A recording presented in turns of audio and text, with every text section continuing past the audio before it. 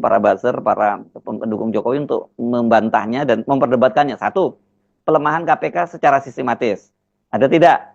Saya kira ini sudah jadi diskusi bertahun-tahun ya soal ini. Memang sejak di era Jokowi ada revisi Undang-Undang KPK dan kemudian menjadikan KPK itu lemah dan hanya efektif untuk alat kekuasaan, menyandra para kawan-kawan sekutu yang mau berkhianat pada Jokowi dan kemudian melibas para lawan-lawan politiknya. Yang kedua, revisi Undang-Undang Pertambangan dan Minerba. Ini dahsyat ini ya, korupsinya ini. Berdasarkan riset yang pernah dilakukan oleh KPK di era kepemimpinan Abraham Samad, kalau saja korupsi di sektor minerba ini berhasil ditumpas oleh pemerintahan itu minimal karena setiap orang di Indonesia itu bisa digaji 20 juta. Setiap orang ya, bukan keluarga ya. Bayangkan kalau keluarga itu ada 3 orang ya penghasilannya akan 60 juta sebulan.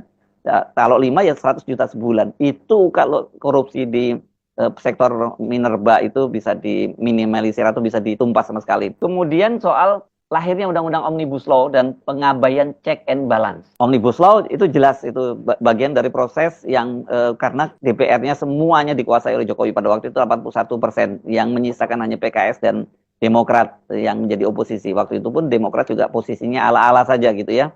Dan ini memang tidak ada check and balance, akhirnya undang-undang seperti Omnibus Law itu ya langsung disahkan oleh DPR.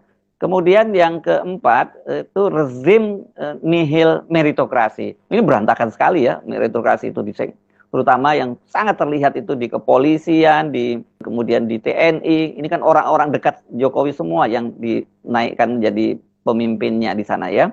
Kemudian dan ini dengan cara seperti ini kan dia kemudian mengendalikan kekuasaannya, dan ini sekarang pelan-pelan mulai diperbaiki oleh Prabowo. Beberapa perwira tingginya yang jadi orangnya Jokowi itu kemudian dimutasi bahkan dimasukkan kotak gitu. Yang kelima, menghidupkan kembali dui fungsi militer. Tanda-tandanya sangat jelas ya tadi itu dengan menempatkan orang-orangnya di pojok pimpinan TNI dan Polri dan kemudian juga memberi peran-peran politik yang besar pada mereka. Yang keenam, badan usaha milik negara menjadi badan usaha milik relawan. Ada yang mau bantah? Banyak sekali ini para buzzer itu yang kemudian jadi komisaris tanpa kompetensi itu ya. Intelijen untuk kepentingan politik.